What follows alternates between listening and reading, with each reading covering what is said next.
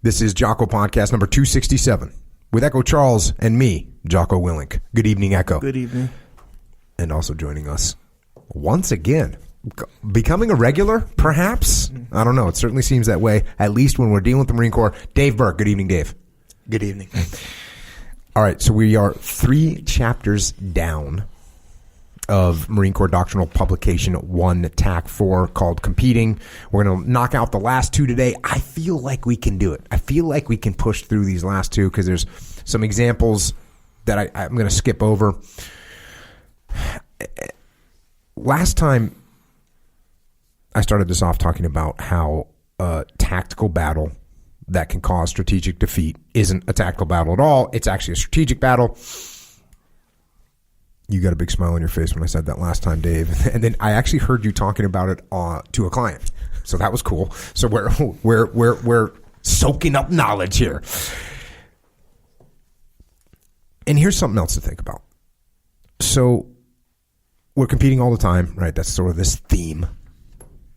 Or as Echo would say, that's sort of the theme. Here's the question. Are we competing in the right things? And this is where strategic thinking comes in again. How much time and effort am I putting into a competition that doesn't matter? We have to think strategically. How often are we competing? And the sole reason that we are competing is because of our ego. How often is that happening? It's insanity, actually. And it happens all the time. New car. Got to get the new car. Got to get the new car. Got to get the Rolex watch. Look, I got nothing against Rolex watches. Whatever. I kind of do have a fondness for Timex watches, perhaps. But there's people that they're competing. They're looking at my watch as if I'm a lower human being. Yeah. Legitimately. I'm a lower human being because their car is nicer than mine. Because their watch is nicer than mine. Because they have a title at their business, right? And so now I got to compete with them. Maybe I can try and get that title. Maybe I can try and get the better watch. Maybe I can try and use the plan that I came up with instead of the plan that you came up with. It seems so obvious that none of those things are good moves.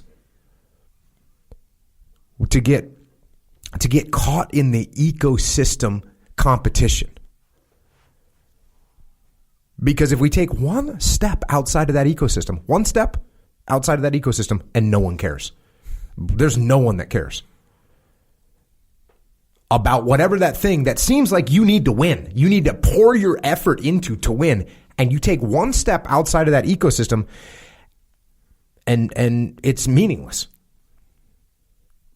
I can't tell the difference between a Rolex watch and the Chinese made whatever, what is that called? Knockoff. A knockoff. I can't tell the difference. Sure. Doesn't matter to me. Some people would freak out about that. We all like to win. I get it. Our egos love to win. Our egos love to win at everything, at anything. Our egos are addicted to winning. And you just think about this. Addicted to winning. There's a lot of people that kind of, they think, hell yeah, I'm addicted to winning. It sounds cool. Actually sounds cool. Because I want to be a winner, right? Obviously, I'm be a winner. Because if I'm not a winner, what am I? Loser. You're a loser. I'm a loser. And I don't want to be a loser. I want to be a winner. Well, let me ask you this. What are you winning? What are you winning? And how does that victory that you just achieved, does it move you towards your long-term strategic goal? Does it? I was talking about this on EF Online today. I was talking about ruthlessly destroying my youngest daughter in Monopoly. Yeah. To where she doesn't want to play anymore, right? Yeah. Tactical victory. Yeah. I like to win. I mean, we're talking about, I think she was probably 9 or 10 at the time, a couple of years ago. Annihilated her, had every property, hotels on everything, put her into debt. Marketplace. Traded, when she would land on one of me, I'd trade, rent for 4 of her properties. Just completely annihilated her, right? Okay, great.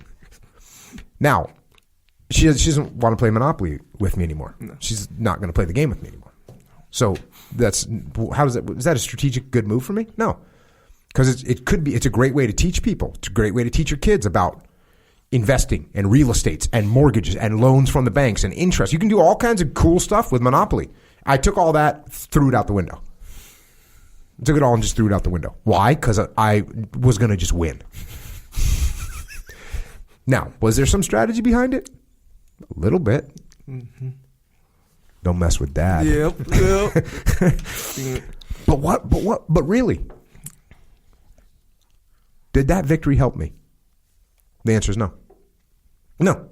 I would have been better off to had a good time, had her win. It would have been a better strategic move to play a good game, let her get some moves, look, win or lose doesn't even really matter, but to have a good game, a more balanced game would have been a better strategic move. Now we have something fun to do, right? And again, there's all these teaching points that you can educate, you can negotiate, you can do negotiation training during Monopoly. There's all kinds of things that I threw away. So that's bad. And when we look, we all want to say, oh, I'm super competitive. I'm hyper competitive. I'm going to tell you, I know I am. And I know a lot of people are. We're competing all the time, but don't waste your time competing in short-term contests that don't lead you towards your strategic goal. Remember that competing in the wrong arenas is bad. Competing in the wrong arenas is bad. Pay attention to the arena that you're competing in. It can be bad for you. It can be bad for your family. It can be bad for your business. It can be bad for your life, and it can be bad for the world. Because you're focused on things that do not matter at a strategic level. That's what you're competing at. And by the way, we can all name people that win and compete and win and compete, and they compete and they compete and they win every single day. Every single day they win. And when you assess at the end of the day where they end up losers. Despite all those wins, they end up losing because they're winning and they're competing in the wrong things. So as much as we've been sitting here this whole time talking about you're always competing and being all fired up for that, here's the caution. Pay attention. Pay attention to what you're competing in. Make sure it's heading you in the right direction. You got anything on that, Dave? I saw you scratching something down. Yeah, I scratched some down. So when you were talking about addicted to winning, I wrote down at all costs. I'm going to win at all costs. And then as I'm listening to you talk, I wrote down, even if the cost is you, the cost is to yourself. And you concluded with what do you end up being? You end up being a loser when you do that. You win all the time. And it's the willingness to compete, to win at all costs. And your ego is strong enough to let you compete at all costs, even if the cost is to your own success in the long run. Yeah. It's crazy. I think we talked about on this or on the Underground podcast, but the winning at all costs muster thing that I did, I should record. I should capture that and release it. The winning at all costs setup to make everyone think, yeah, win at all costs, and then realize, oh, he's talking about something totally different. Winning at all costs means subordinating your ego, means thinking strategically, it means taking losses when it makes sense. All things to think about. All things to think about. And with that, let's jump back into the final day. I'm going to go ahead and predict this is the final day of Marine Corps doctrinal publication 1TAC4 Competing. And this first chapter is How Rivals Approach Competition. Starts off, a friend of mine says that To try to describe what life is like in Russia to someone who has never been there is like trying to describe the mysteries of love to a person who has never experienced it. That's from George Kennan. And then there's another quote here: competing effectively requires knowing your competition intimately. How many hundreds of times have we heard that one? Only by understanding a competitor's worldview, decision-making, and behavioral proclivities can one outmaneuver that competitor. Only by grasping a rival's weaknesses and fears can one exploit them. Such understanding, in turn, requires sustained intellectual and economic investment. That's from Hal Brands. He's a historian. Son of H.W. Brands. Famous historian. I guess they're both famous. That's a really long sentence. Perhaps we could have just quoted Sun Tzu in that one, but it's good to show some different angles. Why are they doing that? Well, because it's worldview. It's decision making. It's understanding, trying to show some things that you need to understand. Because Sun Tzu would just say, know your enemy. Boom, done. We're done. Here's some details. First section is called The Test.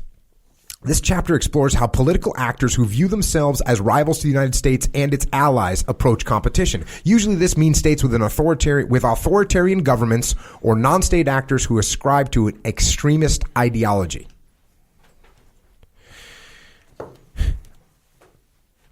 In Leadership Strategy and Tactics, there's one section where it's on page 157 and 158 where I talk about what a good leader in a new leader stepping into a leadership role, and it actually ends up just applying to all leaders. But one of the things I say in there is be balanced. Extreme opinions and actions are usually bad. And what's interesting about this,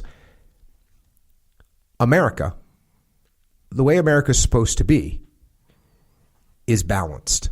That's the way it's supposed to be. And you'll notice that when they're talking about who the rivals of America are, it's talking about authoritarian governments, that's an extreme, or non-state actors that ascribe to an extreme ideology. So just a clue, when we're thinking about our country, about America, we are trying to have balance. We're trying to not be extreme. That's not a good thing. Our rivals are extreme. Continuing, we label these actors rivals because they either use competitive methods that run counter to accepted international norms, or they pursue interests that clash with those of the United States and its allies. Frequently, they do both. Truly understanding how our potential rivals approach competition requires serious reflection and critical thinking. Once again, Marine Corps telling us to be reflective and telling us to apply critical thinking. We didn't hear any talk of serious reflection and critical thinking from Gunnery Sergeant Hartman in the first 45 minutes of Full Metal Jacket. Continuing on, with such intellectual discipline, it will be nearly impossible for Marines to see beyond their own patterns of thought, the patterns they develop from living in an American society and serving in an organization like the Marine Corps. So you have to break out of that box that you're in. However, those who do this kind of intellectual work, which is a strong word, work, give themselves the opportunity, as discussed in Chapter 2, to create a model representing rival approaches to competition. Okay. For people like Marines who carry 100-pound rucksacks up and down a hill, who hump machine guns, who come over the beach, who dig in to foxholes, to use the word work to describe how we're going to think about things, that's an important thing to note. This is not easy. It's not easy. And I'm going to give everyone a little hint here, myself included. You know how you can do intellectual work? Echo, you got any guesses? How do you do intellectual work? How do you think about something? What does that look like? Me? Yeah, Echo Charles. How do I do intellectual work? So if you read about something or listen to somebody, people talk or whatever, and then try to think of other examples outside of their specific context. Okay, excellent. I like this answer. That's the first one that came to mind. I do that all the time. Oh, well, obviously, you sit here and do that with me all the time because we're sitting here reading